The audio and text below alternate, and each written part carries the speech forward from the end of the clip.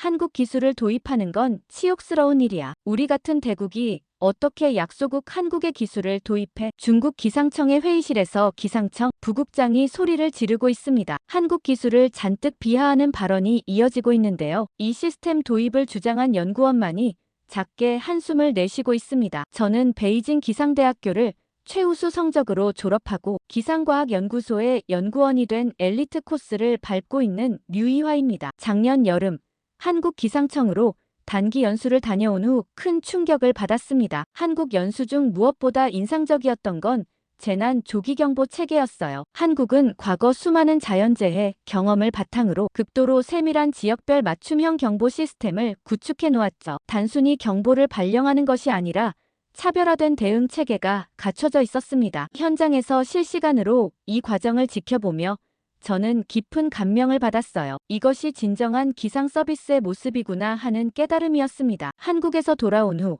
저는 즉시 우리 기상청의 시스템 개선을 위한 상세 보고서를 작성했어요. 한국의 통합 예측 모델과 재난 대응 프로토콜을 중국 상황에 맞게 도입할 것을 제안했죠. 우리나라는 한국보다 훨씬 넓은 영토와 다양한 기후대를 가지고 있기에 더욱 정교한 예측 시스템이 필요하다고 강조했습니다. 하지만 류이안 부국장은 한국 기술에 의존하는 것은 국가적 굴욕이라며 우리 자체 기술로도 이미 충분하다고 했죠. 장민 국장 역시 어차피 한국 시스템은 미국에서 베낀 것 아니냐며 겉만 번지르르한 한국 기술을 잘못 배워왔다며 꾸짖었습니다. 저의 제안은 휴지통으로 들어가 버렸죠. 도대체 그놈의 대국이 뭔지 우물 안개구리들처럼 답답하게만 구는 윗선들의 모습에 짜증이 날 지경이었습니다. 그 후로부터는 그저 혼자 연구하고 데이터를 수집할 뿐이었죠. 그날도 별 다를 바 없이 시작됐어요. 처음엔 아무것도 특별해 보이지 않았거든요. 그냥 평범한 구름 패턴과 일반적인 기압 분포 그리고 특이점 없는 일일 보고서였죠. 하지만 한국에서 배운 대로 2차, 3차 분석을 진행하던 중에 뭔가 이상한 점을 발견했습니다. 화북지역 상공 4,000m 고도에서 대류 활동이 비정상적으로 강하게 나타나고 있었어요. 보통 이 시기에는 볼 수 없는 패턴이었죠. 더 이상한 건 습도 분포였습니다. 상층부는 극도로 건조한데 중층부에서 갑자기 습도가 급증하는 현상이 보였어요. 이런 불안정한 구조는 극단적인 기상현상을 촉발할 가능성이 높았어요. 저는 즉시 추가 데이터를 요청했어요. 최근 72시간 동안의 온도 변화와 기압 패턴 그리고 바람 방향을 종합적으로 분석했죠. 결과는 더욱 우려스러웠습니다. 대기 상층부의 불안정성이 점점 증가하고 있었고 이런 패턴이 계속된다면 48시간 내에 심각한 기상 이변이 발생할 가능성이 높아 보였어요. 한국에서 배운 기준을 적용한다면 즉시 황색 경보, 24시간 이내에 적색 경보가 발령되어야 할 상황이었죠. 저는 빠르게 분석 보고서를 작성해 상부에 전달했습니다. 특히 베이징과 허베이성 일대에 강력한 폭풍과 대형 우박 가능성이 있음을 강조했어요. 평소 같으면 이런 분석은 대수롭지 않게 여겨졌겠지만 한국에서 배운 새로운 분석 기법을 적용했기에 저는 확신이 있었습니다. 당장 적색 경보가 발령될 거라 생각했지만 한동안 잠잠했어요. 2시간 후 왕차오 실장이 저를 사무실로 불렀어요. 왕차오 실장은 제 보고서를 책상 위에 펼쳐놓고 있었죠. 표정이 심상치 않았습니다. 왕차오 실장은 제 분석이 과도한 공포를 조장할 수 있다며 더 확실한 증거 없이는 상부에 보고할 수 없다고 했어요. 제가 한국에서 배운 방법론을 언급하자 왕차오 실장은 한국은 무슨 한국이냐며 우리에겐 우리만의 방식이 있다며 논의를 일축했습니다. 좌절감을 안고 자리로 돌아왔지만 저는 포기하지 않았어요. 이게 실제로 이어진다면 큰 피해가 올 수 있었기 때문에 추가 데이터를 분석하고 더 구체적인 증거를 모으기 시작했죠. 점심시간을 건너뛰고 컴퓨터 앞에 앉아 모든 가능성을 검토했습니다. 특히 대기 중층부의 이상 습도 패턴이 신경 쓰였어요. 자연적으로 발생하기 어려운 현상이었거든요. 오후가 깊어갈 무렵 저는 추가 자료를 얻기 위해 보안을 뚫고 내부 서버에 접속했습니다. 그리고 우연히 극비 표시가 된 폴더를 발견했어요. 보안 권한이 필요한 파일이었지만 제 계정으로도 일부 문서명은 볼 수 있었죠. 인공강우 실험 계획, 화북지역 구름씨 뿌리기 프로젝트, 요오드 화은 분사량 조정 기록 같은 이상한 제목들이 눈에 들어왔습니다. 그 순간 등 뒤로 한기가 느껴졌어요. 최근 이 지역에서 인공강우 실험이 진행되고 있었다는 뜻인데 왜 일반 기상 연구원들에게는 알려지지 않은 건지 의아했습니다. 더 궁금해진 저는 정상적인 루트로 접근을 시도해봤지만 거부되었죠. 하지만 파일 생성 날짜와 시간은 확인할 수 있었습니다. 놀랍게도 대부분의 파일이 제가 발견한 이상 기상 패턴이 시작된 바로 직전에 생성되어 있었어요. 사무실로 돌아와 생각을 정리했습니다. 만약 대규모 인공강우 실험이 이런 이상 기상 현상과 관련이 있다면 상황은 더욱 심각할 수 있었죠. 저는 다시 한번 상세한 분석 보고서를 작성했어요. 이번에는 더 전문적인 용어를 사용하고 가능한 모든 과학적 근거를 첨부했습니다. 특히 베이징과 허베이성 일대 주민들에게 최소한의 주의 경보라도 필요하다는 점을 강조했어요. 보고서를 제출하고 퇴근 시간이 다가올 무렵 제 컴퓨터에 메시지가 도착했습니다. 내부검토위원회가 제 보고서를 불필요한 혼란 유발 가능성이란 이유로 기각했다는 내용이었어요. 지금 아무 일도 없는데 괜히 내일 있을 국가 행사를 앞두고 시민들에게 혼란을 줄 수 있다는 이유까지 덧붙여져 있었죠. 창밖을 바라보니 하늘은 맑고 평화로워 보였습니다. 하지만 제 마음은 그렇지 않았어요. 데이터는 분명히 위험을 가리키고 있었고 저는 그 신호를 무시할 수 없었죠. 이대로 퇴근해야 할지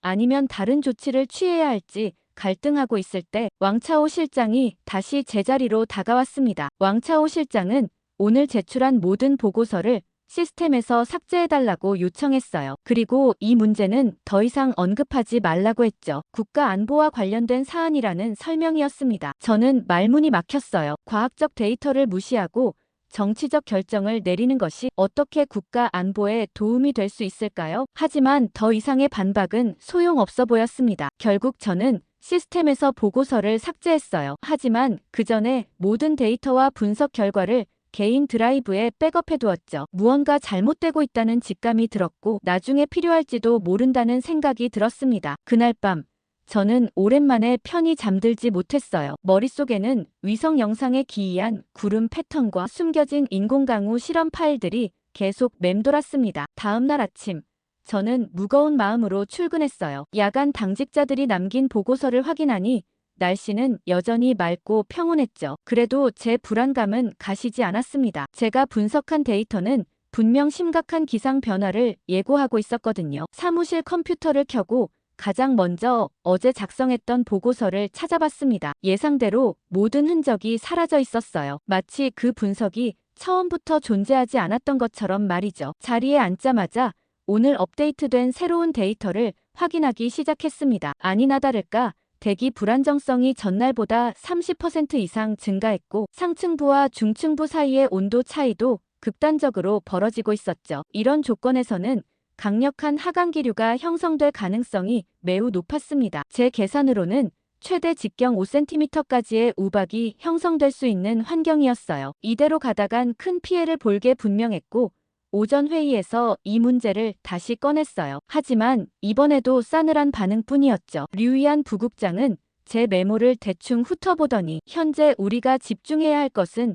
내일 있을 국가 행사를 위한 맑은 하늘 예보라고 했어요. 아무 문제 없는데 쓸데없이 배워온 한국 기술에 얽매이지 말라며 중국의 기상 예측 기술을 신뢰하라는 말까지 덧붙였죠. 답답한 나머지 동료들에게 데이터를 보여주며 의견을 물었습니다. 대부분은 제 걱정이 과하다고 생각했지만 리우 선임연구원만은 무언가 이상하다는데 동의했어요. 리우 선임연구원은 자신도 최근 기압 패턴의 이상 변화를 감지했다며 내부적으로 더 조사해보겠다고 했습니다. 국가적 재난이 예상되는 이상 가만히 있을 수 없었어요. 저는 마지막 시도로 전 부서에 내부 메일을 보내기로 했어요. 특히 한국에서 배운 예측 모델을 기반으로 향후 24시간 내에 베이징과 주변 지역에 발생할 수 있는 극단적 기상 현상의 가능성을 수치화했습니다. 그리고 이 보고서를 시스템에 올리고 모든 관련 부서에 자동 통지되도록 설정했어요. 퇴근 시간이 다가올 무렵 화장실에 다녀오는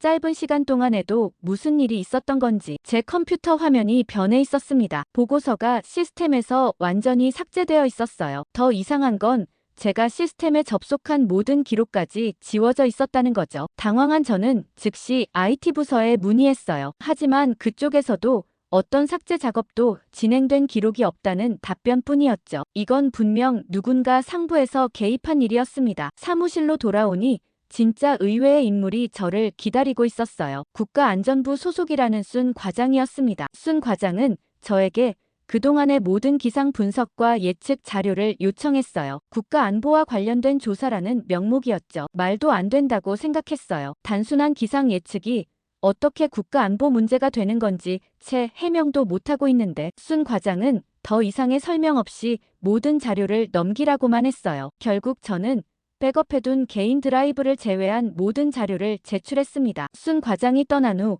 왕차오 실장이 다시 나타났어요. 실장은 제게 내일까지 휴가를 쓰라고 했습니다. 강제적인 어조였죠. 내일 있을 국가 행사가 끝날 때까지 아무런 기상 예측도 하지 말라는 뜻으로 들렸어요. 저는 항의했지만 소용없었습니다. 결국 짐을 챙겨 사무실을 나왔어요. 집에 도착해서도 저는 계속해서 기상 데이터를 확인했어요. 이대로라면 내일 오후가 아닌 새벽이나 아침에 폭풍이 닥칠 가능성이 있었어요. 결국 그날 밤 저는 잠을 이루지 못했어요. 새벽 2시쯤 최신 위성 이미지를 확인하니 상황이 급격히 악화되고 있었어요. 화북 지역 상공에 거대한 불안정 기류가 형성되고 있었고 이상기압대가 베이징 방향으로 빠르게 이동하고 있었습니다. 왕차오 실장에게 긴급 메시지를 보냈지만 답장은 오지 않았어요. 더 이상 기다릴 수 없다고 판단한 저는 서둘러 기상청으로 향했어요. 택시 안에서 하늘을 보니 아직은 별다른 문제가 없어 보였지만 서쪽 지평선에서 불길한 색깔의 구름이 서서히 모여드는 것이 보였습니다. 이 모습은 제가 분석한 데이터와 정확히 일치했어요. 기상청에 도착해 상황실로 들어가니 당직자 2명만이 자리를 지키고 있었습니다. 그들에게 최신 위성 데이터와 레이더 화면을 보여주자 그들의 표정도 점차 심각해졌어요. 특히 레이더에 나타난 에코 패턴은 일반적인 강수 형태가 아닌 강력한 우박을 동반한 폭풍우의 징후였으니까요. 저희는 긴급 상황 보고서를 작성했지만 이를 승인할 관리자들은 모두 국가행사준비회의에 참석 중이었어요. 류이안 부국장과 장민 국장에게 계속 연락을 시도했지만 아무도 전화를 받지 않았습니다. 상황은 점점 악화되었어요. 북서쪽 외곽에서 첫 신고가 들어오기 시작했고 곧이어 교외 지역에서는 이미 우박이 내리기 시작했다는 보고가 이어졌습니다. 처음에는 동전만한 크기였던 우박이 시간이 지날수록 골프공 크기로 커져갔어요. 내부 비상경보 시스템을 작동시키려 했지만 제 접근 권한은 거부됐습니다. 누군가 제 계정의 보안 등급을 낮춰놓은 게 분명했어요. 우박은 이내 베이징 시내까지 도달했습니다. SNS에는 충격적인 동영상들이 올라오기 시작했고 건물 유리창이 깨지고 차량들이 파손되는 장면이 실시간으로 공유되었어요. 상황은 제가 예측한 것보다 더 빠르게 악화되고 있었습니다. 도시 전체가 비상상태에 빠진 가운데 달걀만한 크기의 우박이 쏟아지고 강풍과 폭우가 베이징을 강타했어요. 상황실 전화는 쉴 새 없이 울렸고 피해 상황은 점점 늘어갔습니다. 고속도로 연쇄 추돌 사고와 떨어진 간판에 의한 부상자 그리고 무너진 지붕까지 모든 것이 혼란 속에 빠져들었어요. 창가에 서서 바라본 광경은 믿기 힘들 정도였습니다. 거대한 우박이 하늘에서 쏟아져 내리며 아스팔트 위에서 튀어오르고 가로수 잎은 모두 찢겨나갔어요. 한참 후에야 류이안 부국장과 장민 국장이 허둥지둥 상황실의 모습을 드러냈어요. 옷은 비와 우박에 흠뻑 젖어 있었고 얼굴은 창백했습니다. 국가행사장에서 긴급 대피했다는 소식이 들려왔고 천막이 강풍에 날아가 주요 인사들이 부상을 입었다고 했어요. 부국장은 저를 보자마자 얼굴을 붉히며 왜 이런 상황을 미리 예측하지 못했냐고 소리쳤습니다. 그 순간 저는 아무 말도 할 수 없었어요. 지난 며칠간 얼마나 경고하려 했는지 그것이 어떻게 무시되고 삭제됐는지 말해봤자 소용없을 테니까요. 대신 침묵 속에 백업해둔 모든 데이터와 보고서를 꺼내 그들 앞에 펼쳐놓았습니다. 우박은 결국 그쳤지만 도시의 상처는 깊었어요. 차량 수천 대가 파손됐고 수백 명이 부상을 입었습니다. 오래된 건물들은 지붕이 무너졌고 곳곳에서 정전이 발생했어요. 이제 기상청은 모든 비난의 중심에 서게 됐습니다. 긴급회의가 소집되었고 모든 부서장과 주요 연구원들이 모인 방의 분위기는 무거웠어요. 저는 용기를 내어 손을 들었어요. 회의실이 조용해진 가운데 저는 지난 며칠간의 상황을 설명했습니다. 제가 이상 현상을 발견하고 경고하려 했던 모든 과정, 그리고 그것이 어떻게 무시되고 삭제됐는지 말이죠. 또한 극비 표시된 인공강우 실험 파일에 대해서도 언급했어요. 저의 발언이 끝나자 회의실은 더욱 침묵에 빠졌습니다. 류이안 부국장의 얼굴은 창백해졌고 왕차오 실장은 자리에서 불편하게 몸을 움직였어요. 장민 국장은 잠시 생각하더니 이번 사태는 예측 불가능한 자연현상이었다는 공식 입장을 발표했습니다. 그리고 외부에는 절대 다른 이야기가 나가서는 안 된다고 강조했어요. 회의가 끝나고 사무실로 돌아오는 길에 순 과장이 저를 불러 세웠습니다. 순 과장은 낮은 목소리로 오늘 있었던 일은 모두 잊으라고 했어요. 국가 안보를 위해 필요한 조치였다며 더 이상 파고들지 말라고 경고했습니다. 그 말을 듣는 순간 저는 모든 것을 이해했어요. 이번 우박 사태는 자연재해가 아니라 잘못된 인공기상 실험의 결과였던 겁니다. 그날 밤 저는 사무실에서 늦게까지 남아 모든 데이터를 다시 분석했어요. 밤 10시가 넘어 건물이 거의 비었을 때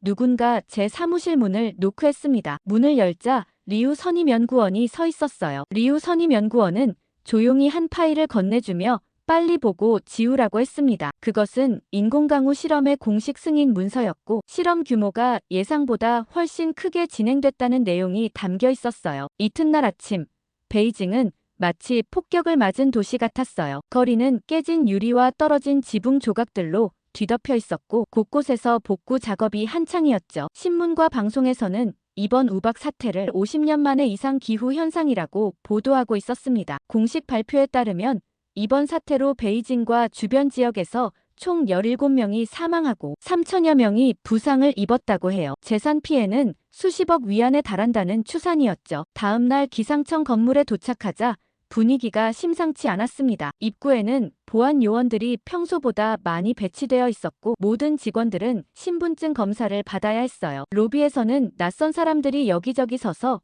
직원들의 움직임을 주시하고 있었죠. 저는 그들이 국가안전부 소속일 거라고 직감했습니다. 제 사무실에 도착하니 컴퓨터가 켜져 있었어요. 분명 어제 퇴근할 때 종료했는데 말이죠. 화면을 확인하니 누군가 제 파일들을 뒤진 흔적이 있었습니다. 다행히 중요한 자료는 모두 별도의 저장 장치에 옮겨둔 상태였어요. 책상 위에는 메모 한 장이 놓여 있었는데 오늘 오전 11시에 7층 회의실로 오라는 내용이었습니다. 동료들의 표정도 어두웠어요. 모두가 불안해하는 기색이 역력했죠. 평소라면 활기찬 대화로 가득했을 사무실이 오늘은 무거운 침묵에 휩싸여 있었습니다. 리우 선임연구원의 자리는 비어 있었어요. 다른 동료에게 물어보니 리우 선임연구원은 오늘 갑자기 가족 문제로 휴가를 냈다고 했죠. 이상한 느낌이 들었습니다. 11시가 되어 7층 회의실로 향했어요. 엘리베이터에서 내리자 복도에도 낯선 사람들이 서 있었습니다. 회의실 문을 열자 안에는 장민 국장과 류이안 부국장, 또 왕차오 실장 그리고 순 과장을 포함한 여러 명이 앉아 있었어요. 테이블 맨 끝에는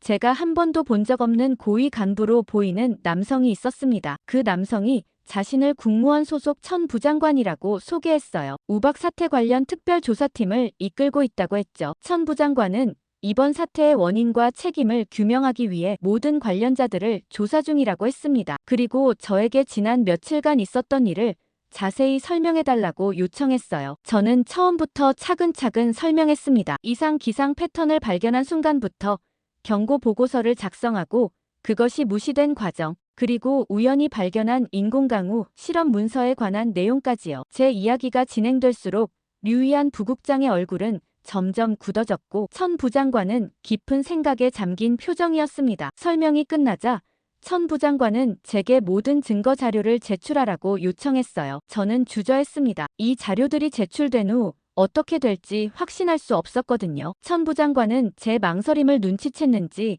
이번 조사는 진실을 밝히고 책임자를 찾기 위한 것이며 제 협조가 매우 중요하다고 강조했습니다. 결국 저는 백업해둔 모든 자료를 제출했어요. 특히 리우 선임연구원이 건네준 인공강우 실험 승인 문서의 사본도 포함되어 있었죠. 천 부장관은 자료를 검토한 후 모두에게 나가달라고 했고 저만 남겨두었습니다. 회의실에 둘만 남자 천 부장관의 태도가 미묘하게 변했어요. 그는 이번 사태가 국가적으로 매우 민감한 문제라고 했습니다. 특히 인공강우 실험은 최고 위층의 승인을 받은 비밀 프로젝트였다는 사실을 강조했어요. 그러면서 이 사건이 공개될 경우 국가 신뢰도에 심각한 타격을 입을 것이라고 했죠. 천 부장관은 저에게 두 가지 선택지를 제시했습니다. 하나는 모든 것을 잊고 공식 입장에 따르는 것이었고, 다른 하나는 계속해서 진실을 파헤치다가 결국 모든 것을 잃는 것이었어요. 그의 말은 부드러웠지만 그 안에 담긴 위협은 분명했습니다. 회의가 끝나고 사무실로 돌아오는 길에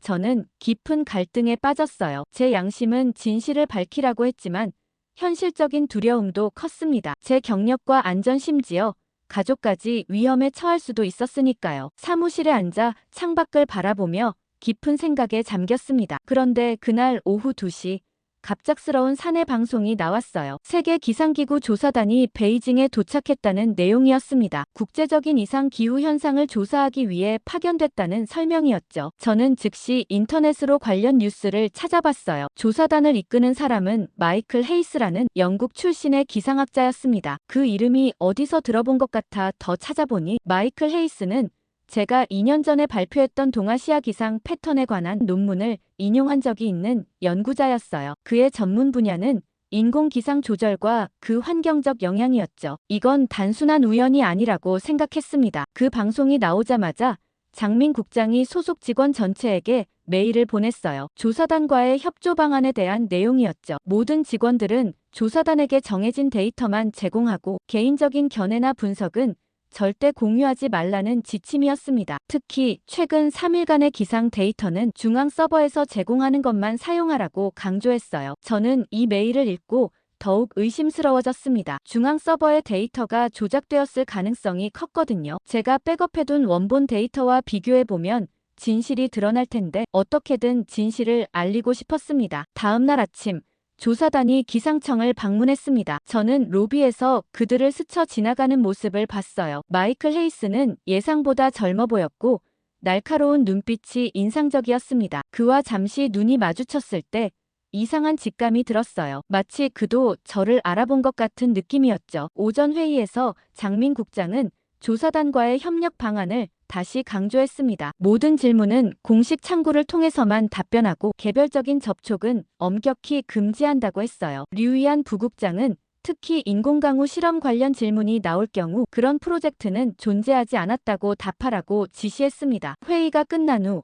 저는 화장실에 가는 길에 복도에서 마이클 헤이스와 마주쳤어요. 그는 잠시 망설이더니 제게 다가와 이름을 물었습니다. 제가 류이화라고 답하자 그의 눈이 반짝였어요. 마이클은 제 논문을 읽었다며 특히 한중 기상 패턴 비교 연구가 인상적이었다고 했습니다. 그리고 나중에 따로 이야기할 기회가 있으면 좋겠다는 말을 남기고 사라졌어요. 그날 저녁 사무실을 나서려는 때 핸드폰으로 낯선 번호에서 메시지가 왔습니다. 호텔 로비 카페에서 만나자는 내용이었고 마이클 헤이스의 이름이 적혀 있었어요. 저는 잠시 망설였습니다. 절대 사적으로 만나지 말라는 경고를 들었는데 이 만남이 알려지면 큰 문제가 될 수도 있었거든요. 하지만 진실을 밝힐 수 있는 유일한 기회일 수도 있었죠. 한참을 고민하다 결국 저는 그 호텔로 향했습니다. 로비 카페에 도착하니 마이클 헤이스가 구석 자리에 앉아 있었어요. 그는 저를 보자 미소 지으며 인사했고 바로 본론으로 들어갔습니다. 조사단은 이번 베이징 우박 사태가 단순한 자연현상이 아니라 인공강우 실험의 부작용일 가능성을 조사하고 있다고 했어요. 그리고 저의 견해가 궁금하다고 했죠. 그렇게 호텔 로비 카페의 은은한 조명 아래 마이클 헤이스와 저는 거의 2시간 동안 이야기를 나눴어요. 처음에는 조심스러웠지만 마이클의 전문성과 진지한 태도에 점차 신뢰가 생겼습니다. 그는 단순히 정치적 문제로 접근하는 게 아니라 순수하게 과학적 관점에서 이번 사태를 분석하려 했죠. 마이클은 세계 각지에서 유사한 인공기상 실험 사고들을 조사해온 경험을 가지고 있었어요. 특히 과도한 요오드화은 투입이 극단적인 기상 변화를 일으킨 사례들을 여러 다뤘다고 했습니다. 그의 설명을 들으며 제가 발견했던 이상 현상들이 정확히 그런 패턴과 일치한다는 사실을 깨달았어요. 저는 결국 제가 가진 모든 데이터를 마이클에게 보여주기로 했습니다. 이상 기상 패턴 분석과 삭제된 보고서 4본, 그리고 가장 결정적인 증거인 인공강우, 실험 승인 문서까지요. 마이클은 이 자료들을 꼼꼼히 검토하더니 이것이 조사의 결정적인 증거가 될 것이라고 확신했어요. 그런데 다음날 아침 기상청에 출근하자마자 불길한 예감이 들었습니다. 사무실 분위기가 이상했어요. 동료들은 모두 저를 피하는 듯했고 복도에서 국가안전부 요원들이 분주히 움직이고 있었죠. 제 책상에 앉자마자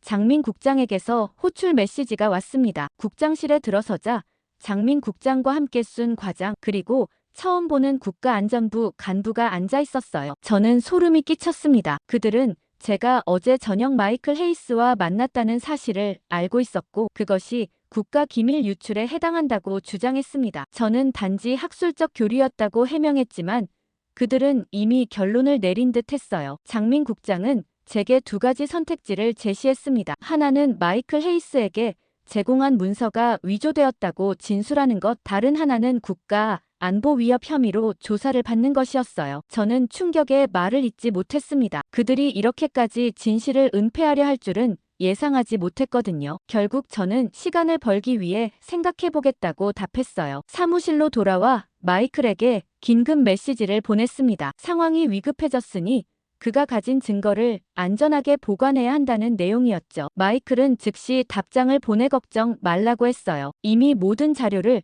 스위스 제네바의 본부로 전송했다고 했습니다. 하지만 오후가 되자 상황은 더욱 심각해졌어요. 순 과장의 명령으로 제 사무실은 봉쇄되었고 컴퓨터는 압수됐습니다. 저는 사실상 구금 상태에 놓인 거였죠. 그때 마이클에게서 다급한 메시지가 왔어요. 국가안전부가 그의 호텔방을 수색했고 체포영장까지 발부받았다는 내용이었습니다. 마이클은 영국 대사관으로 간신히 피신했지만 건물 밖에는 이미 감시 요원들이 포진해 있다고 했어요. 시간이 없었습니다. 심장이 빠르게 뛰는 것을 느끼며 저는 결단을 내렸어요. 마이클이 반드시 중국을 떠나야 했습니다. 그가 가진 증거만이 이 거대한 은폐를 세상에 알릴 수 있었으니까요. 하지만 방법이 없었습니다. 저 자신도 감시 중이었고 마이클은 이미 추정망에 걸려 있었어요. 마지막 카드를 꺼내기로 했습니다. 오랜 친구이자 국제통신사 베이징 지국에서 일하는 장웨이에게 연락했어요. 그에게 간략히 상황을 설명하자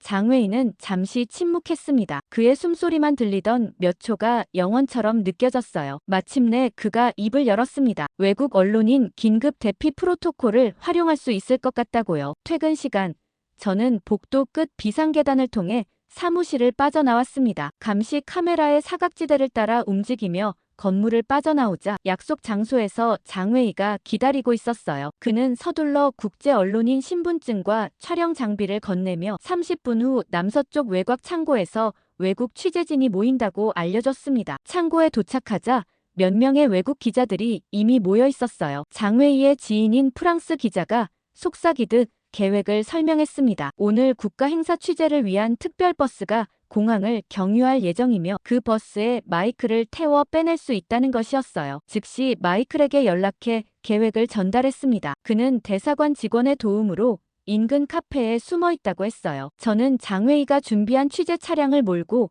그곳으로 향했습니다. 도시는 우박 사태 후 아수라장이었어요. 깨진 유리와 무너진 간판들 그리고 그 사이를 분주히 오가는 긴급 복구 요원들. 그러나 언론사 차량이라는 특권 덕에 검문을 통과할 수 있었습니다. 카페 구석, 모자를 깊이 눌러 쓴 마이클이 보였어요. 그는 저를 보자마자 안도의 한숨을 내쉬었습니다. 그의 얼굴에는 피로와 긴장이 역력했어요. 돌아오는 길은 더욱 위험했습니다. 2번의 검문소를 통과해야 했고 한 번은 차 안을 검사하겠다는 경찰도 있었어요. 다행히 언론인 신분증과 당당한 태도가 우리를 구했습니다. 창고로 돌아왔을 때는 이미 취재버스가 엔진을 켠 채 대기 중이었어요. 프랑스 기자의 도움으로 마이클은 영국 다큐멘터리 감독으로 위장했고 저도 임시 카메라맨 역할로 동행했습니다. 버스가 공항으로 향하는 동안 우리는 작은 목소리로 계획을 논의했어요. 마이클은 제네바에서 즉시 특별조사위원회를 소집할 거라고 했습니다. 그리고 제게도 함께 가자고 제안했어요. 이제 중국에 남아있는 건 너무 위험하다고요. 그의 말이 맞았지만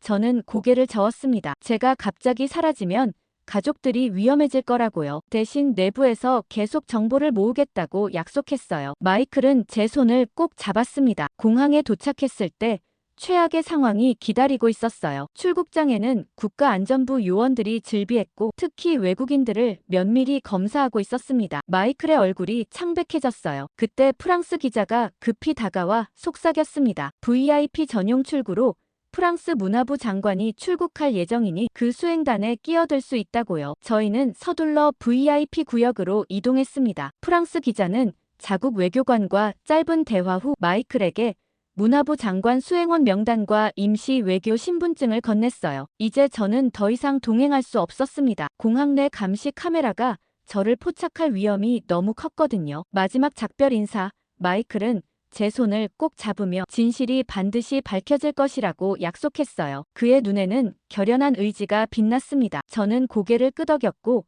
그는 VIP 출구로 사라졌어요. 공항을 빠져나오는 길에 저는 이제 돌이킬 수 없는 선을 넘었다는 사실을 깨달았습니다. 국가안전부는 곧 제가 마이클을 도왔다는 사실을 알게 될 거예요. 그렇게 되면 제 신변은 물론 경력도 위험해질 것이 분명했죠. 하지만 이상하게도 후회는 없었습니다. 오히려 오랜만에 마음이 가벼워진 느낌이었어요. 과학자로서 그리고 인간으로서 옳은 일을 했다는 확신이 있었으니까요. 택시를 타고 집으로 돌아오는 길에 저는 앞으로의 계획을 세웠습니다. 우선 핵심 데이터를 더 안전한 곳에 보관하고 가능한 많은 증거를 수집해야 했어요. 그리고 마이클이 국제사회에 진실을 알릴 때까지 최대한 평범하게 행동하며 시간을 벌어야 했습니다. 쉽지 않은 길이 될 것이 분명했지만 이제 돌아갈 수는 없었어요. 미국 여론조사 결과가 그야말로 충격적입니다. 미국 국민 90% 이상이 주한미군 철수 반대를 외치고 있는데요. 이 결과는 어느 기자의 주한미군 보도 때문이라고 합니다. 어떤 내용인지 바로 알아보겠습니다. 저는 에린 모건이라고 합니다. 워싱턴 포스트에서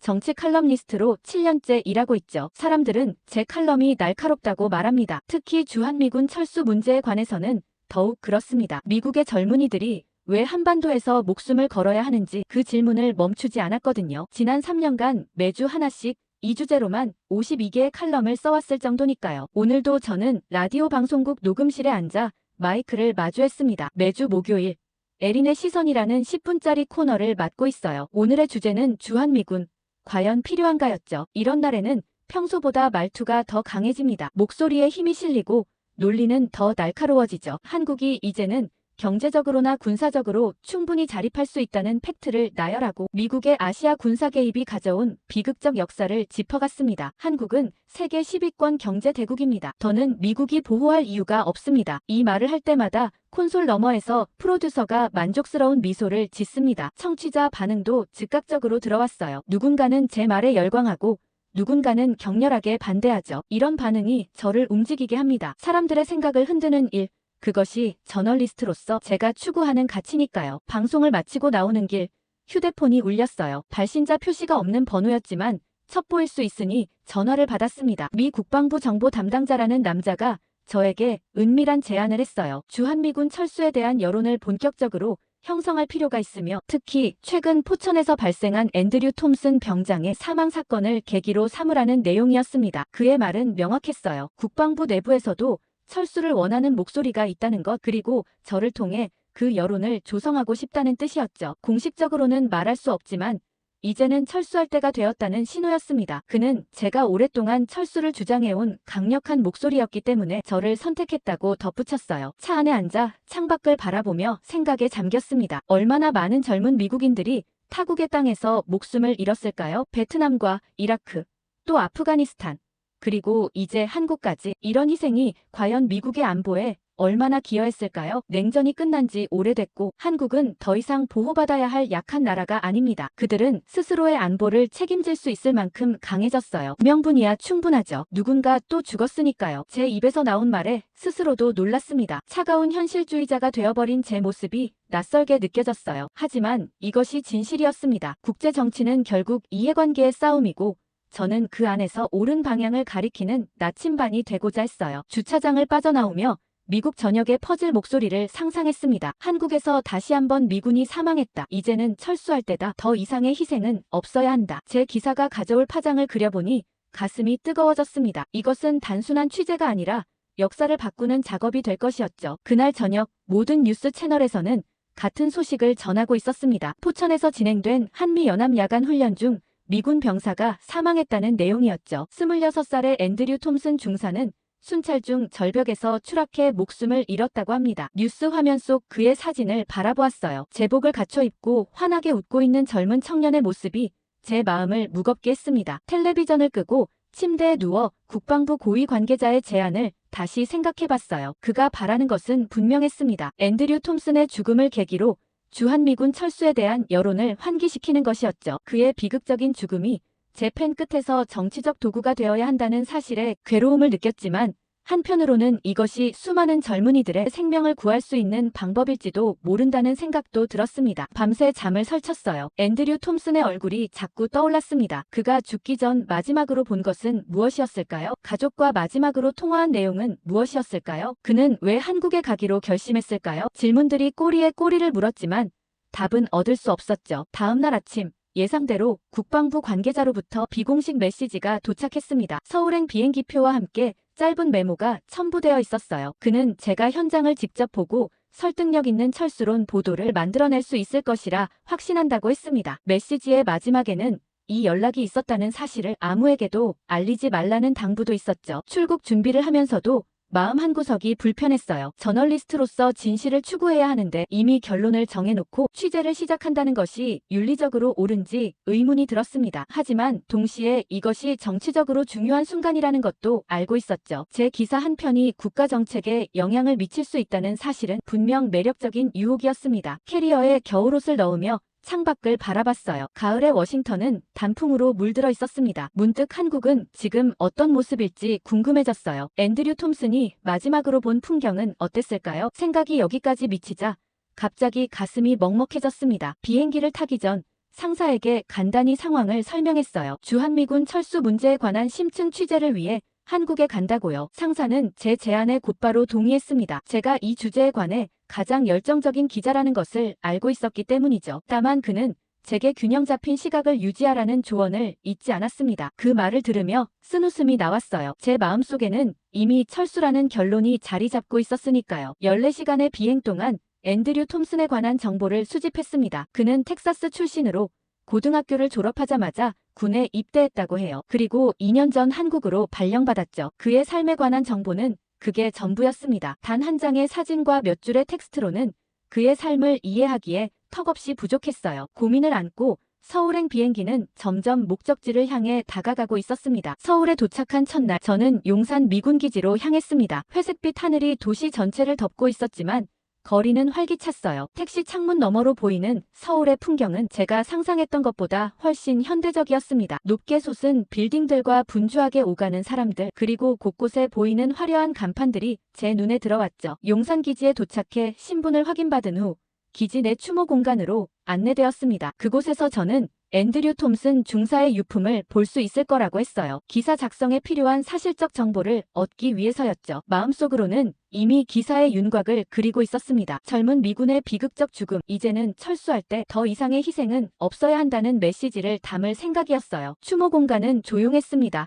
중앙에 놓인 테이블 위에는 앤드류 톰슨의 사진과 함께 몇 가지 물건들이 놓여 있었어요. 제 예상과는 달리 거기에는 군화나 총기와 같은 전형적인 군인의 유품이 아니었습니다. 손때 묻은 한국어 책 한 권이 눈에 들어왔어요. 페이지마다 형광펜으로 줄이 그어져 있고 여백에는 영어로 메모가 빼곡했습니다. 그 옆에는 귀화 절차 요약이라고 적힌 프린트물이 있었어요. 가장자리에는 중요한 부분에 별표를 친 흔적이 역력했죠. 그리고 한글 메모들이 적힌 수첩도 있었습니다. 앤드류의 서툰 한글 필체가 페이지 곳곳에 남아 있었어요. 날짜별로 정리된 메모에는 한국어 공부 계획과 만나야 할 사람들의 이름, 그리고 방문해야 할 장소들이 적혀 있었습니다. 마치 한국에 오래 머물 계획이라도 있었던 것처럼요. 정말 특이한 건 따로 있었죠. 테이블 한쪽에는 작은 봉투가 놓여 있었어요. 조심스레 열어보니 치킨집 쿠폰과 아이들이 그린 그림 편지가 들어 있었습니다. 편지에는 서툰 영어로 앤드류 선생님 사랑해요라고 적혀 있었어요. 작은 손자국과 함께 그려진 하트 모양이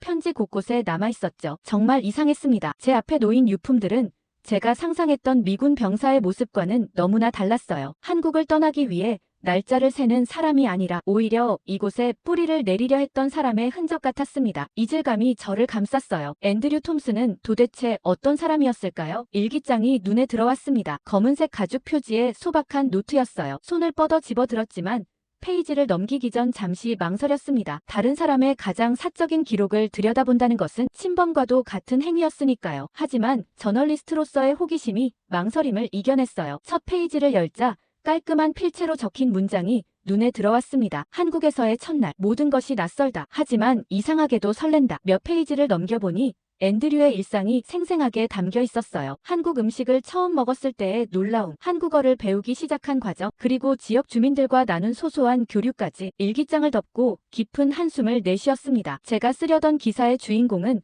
점점 흐릿해지고 있었어요. 대신 실제 앤드류 톰슨은 한국 문화에 매료되어 이곳에서 새로운 삶을 꿈꾸던 한 젊은이의 모습이 선명해지고 있었습니다. 일기장을 챙기며 문득 깨달았어요. 이 취재는 제가 생각했던 것보다 훨씬 복잡해질 것 같았습니다. 앤드류의 이야기를 제대로 알기 위해 그의 삶의 흔적을 좀 더 따라가 봐야겠다고 마음먹었어요. 일기장의 마지막 메모에 적힌 는서 고아원이라는 단어가 눈에 들어왔습니다. 다음 날 아침 구글 맵을 이용해 은서 고아원을 찾아냈습니다. 서울 북부의 조용한 주택가에 위치한 작은 건물이었어요. 택시를 타고 가는 동안 앤드류의 일기장을 다시 한번 펼쳐봤습니다. 매주 토요일마다 이곳을 방문했다는 기록이 있었고 아이들과 함께 보낸 시간에 대한 기록이 적혀 있었어요. 택시에서 내리자 가을 햇살이 제 얼굴을 비췄습니다. 고아원은 생각보다 작고 소박했어요. 담벼락에는 아이들이 그린 그림들이 붙어 있었고 작은 정원에는 몇 개의 그네와 미끄럼틀이 보였죠. 문을 두드리자 조용한 발걸음 소리가 들려왔어요. 문을 연 여성은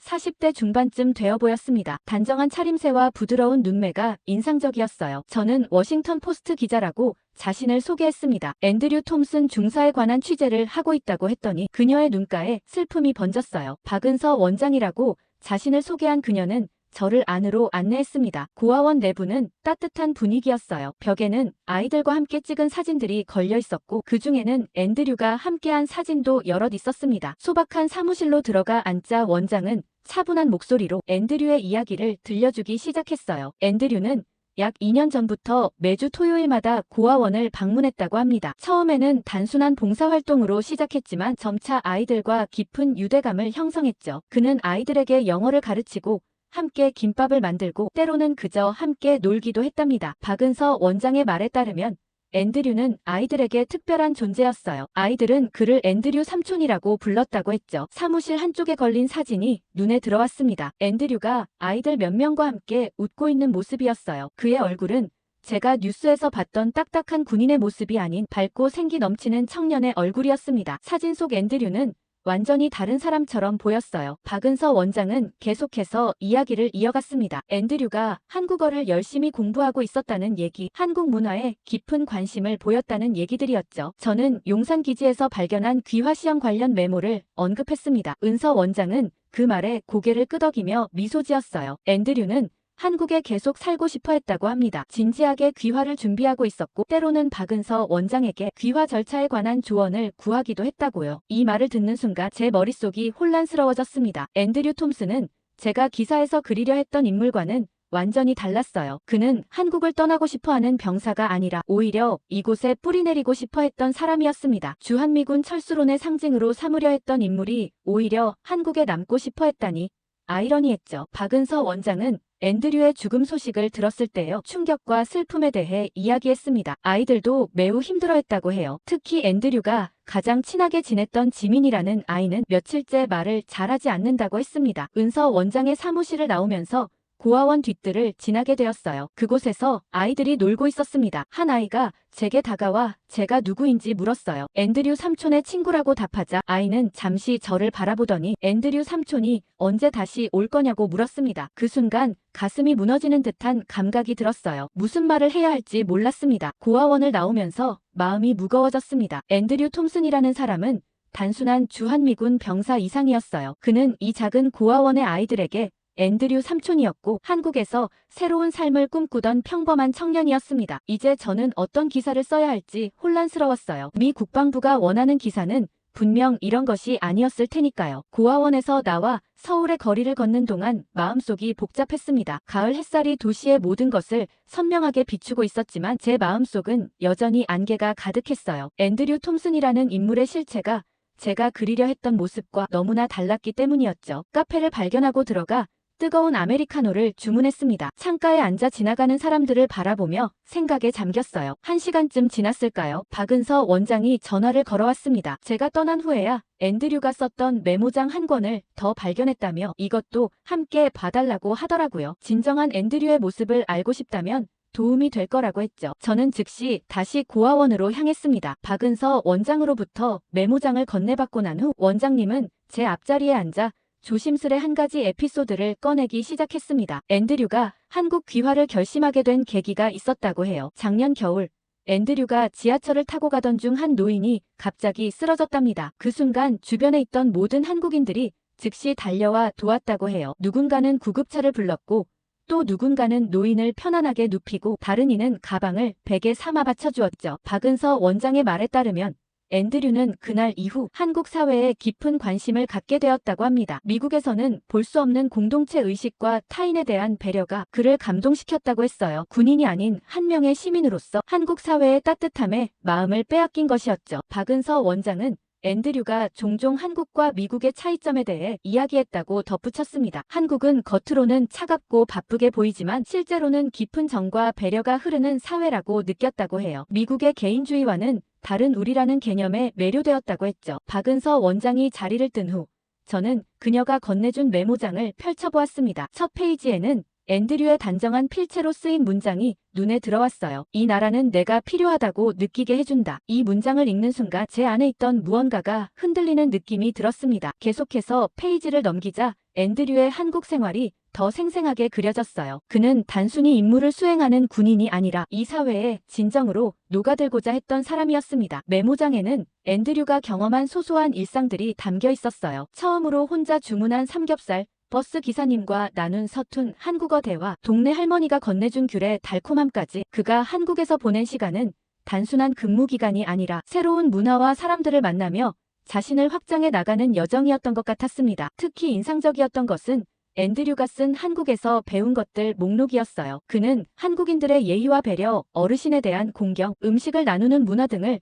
자세히 관찰하고 기록해 두었습니다. 마치 한국 문화의 정수를 자신의 것으로 흡수하고 싶었던 것처럼요. 고아원을 나와 서울의 거리를 걷는 동안 제 마음속에는 혼란이 가득했습니다. 앤드류 톰슨을 통해 주한미군 철수론을 강화하려 했던 며칠 전에 제 계획이 무색해졌어요. 그는 철수해야 할 이유가 아니라 오히려 두 나라 사이의 깊은 인간적 연결을 상징하는 인물이었습니다. 해가 저물어가는 서울의 하늘을 올려다보며 생각했습니다. 저는 그의 발자취를 더 따라가기로 결심했습니다. 진실을 알고 싶었어요. 정치적 목적이 아닌 한 인간으로서 앤드류 톰슨의 이야기를 제대로 듣고 싶었습니다. 호텔로 돌아온 저는 침대에 앉아 앤드류가 남긴 기록을 다시 펼쳐보았습니다. 마음속에는 여전히 혼란이 가득했어요. 일기장을 넘기던 중 사진 한 장이 미끄러져 나왔어요. 작은 한옥방 안에서 찍은 사진이었습니다. 앤드류를 중심으로 여러 명의 한국인들이 둘러앉아 웃고 있었어요. 추석 명절 음식으로 보이는 음식들이 가득한 상 앞에서 모두가 즐거워 보였습니다. 앤드류의 얼굴에는 제가 본 어떤 사진보다도 환한 미소가 담겨 있었어요. 사진 뒷면에는 영어로 추석, 명절 저녁, 고마운 사람들이라는 메모가 적혀 있었습니다. 누가 이 미군 병사를 명절에 초대한 걸까요? 그들은 앤드류와 어떤 관계였을까요? 궁금증이 점점 커졌어요. 사진이 빠져나온 일기장 페이지에는 후니치킨, 김 사장님, 목요일 저녁 6시라는 메모가 있었습니다. 구글 지도로 검색해보니 용산기지 근처에 있는 작은 치킨집이었어요. 호기심에 이끌려 그곳으로 향했습니다. 후니치킨은 알록달록한 간판이 눈에 띄는 소박한 가게였어요. 문을 열고 들어서자 튀김 기름 냄새와 매콤한 양념 향이 코끝을 자극했습니다. 가게 안에는 몇몇 손님들이 식사 중이었고 카운터에는 50대쯤 되어 보이는 여성이 서 있었어요. 저는 앤드류 톰슨에 관해 취재 중이라고 말했습니다. 김 사장님이라 불리는 그 여성의 표정이 순간 굳었어요. 앤드류의 죽음 소식을 알고 있었던 모양입니다. 그녀는 저를 가게 뒤편 작은 사무실로 안내했어요. 벽에는 앤드류를 포함한 여러 미군들과 찍은 사진이 걸려 있었습니다. 그 중에는 제가 일기장에서 본 추석 사진도 있었어요. 김 사장님은 차분한 목소리로 이야기했습니다. 2년 전 앤드류가 처음 그녀의 가게를 찾아왔다고 해요. 영어를 거의 못하는 그녀와 한국어를 모르는 앤드류가 메뉴판을 손가락으로 가리키며 소통했던 첫 만남을 웃으며 회상했습니다. 그 후로 앤드류는 단골이 되었고 점차 가족처럼 가까워졌다고 했어요. 김 사장님은 잠시 자리를 비운 후 앤드류와 함께 근무했던 미군 친구들을 불러주겠다고 했습니다. 얼마 후 2명의 젊은 미군이 가게로 들어왔어요. 마이크와 제이슨이라고 자신들을 소개한 그들은 앤드류의 친한 동료였다고 했습니다. 그들의 이야기에 따르면 앤드류는 부대에서도 특별한 존재였어요. 항상 한국어 책을 들고 다니며 틈틈이 공부했고 주변 사람들에게 한국 문화에 대해 열정적으로 이야기했다고 합니다. 처음에는 다들 그의 열정을 일시적인 것으로 여겼지만 시간이 지날수록 진심이라는 것을 알게 되었죠. 마이크는 추석 명절 이야기를 꺼냈습니다. 항상 혼자였던 앤드류를 김 사장님이 자신의 집으로 초대했다고 해요. 마치 아들처럼 챙겨주었던 김 사장님, 그리고 그녀의 가족들과 함께한 추석 명절은 앤드류에게 특별한 경험이었다고 합니다. 그날 이후 앤드류는 진짜 가족을 얻은 것 같다고 자주 말했답니다. 김 사장님의 눈가에 눈물이 고이는 것을 보았습니다. 그녀에게 앤드류는 단순한 외국인 손님이 아니라 정말 가족과도 같은 존재였나 봅니다. 추석날 찍은 사진 속 웃음이 진심이었음을 알 수 있었어요. 제이슨은 앤드류가 한국에 계속 남고 싶어 했다고 덧붙였습니다. 군 복무가 끝난 후에는 한국에서 영어 강사로 일하거나 작은 카페를 열고 싶다는 꿈을 종종 이야기했다고 해요. 그리고 그 꿈은 단순한 상상이 아니었답니다. 실제로 그는 비자 문제와 창업 절차에 대해 진지하게 알아보고 있었다고 합니다. 그는 단순한 주한미군이 아니라 이 나라에 뿌리를 내리고 싶어 했던 한 사람이었죠. 호텔방 침대에 앉아 노트북 앞에서 오랜 시간을 보냈습니다. 화면은 여전히 백지 상태였어요. 철수를 주장하는 글을 쓸 수가 없었거든요. 워싱턴 본사에서는 벌써 3번째 메일이 도착했습니다. 기사는 언제 보내줄 수 있냐는 내용이었습니다. 마감이 임박했다는 압박감이 느껴졌죠. 핸드폰으로는 편집장의 부재 중 전화가 5통이나 쌓여 있었습니다. 창밖으로 내리는 가을비를 바라보며 깊은 한숨을 내쉬었어요. 이제 서울에 온 지 사흘째. 저는 앤드류 톰슨의 삶에 대해 많은 것을 알게 되었습니다. 그러나 처음 계획했던 기사는 도저히 쓸 수 없었어요. 국방부에서 원했던 철수론을 뒷받침할 인물로 앤드류를 그릴 수 없었죠. 그것은 그의 삶을 왜곡하는 일이니까요. 메일함을 열어보니 편집장이 보낸 제목 제안이 눈에 들어왔습니다. 한국이 미국의 젊은 청년이 죽었다라는 자극적인 헤드라인이었어요. 가슴이 무거워졌습니다. 이런 제목은 앤드류가 아닌 마치 정치적 희생양처럼 그를 그려내겠다는 의도가 너무 명확했죠. 노트북을 덮고 창가로 다가가 빗방울이 유리창을 타고 흘러내리는 모습을 지켜봤습니다. 지난 며칠간 만났던 사람들의 얼굴이 하나둘씩 떠올랐어요. 은서 원장, 김 사장님,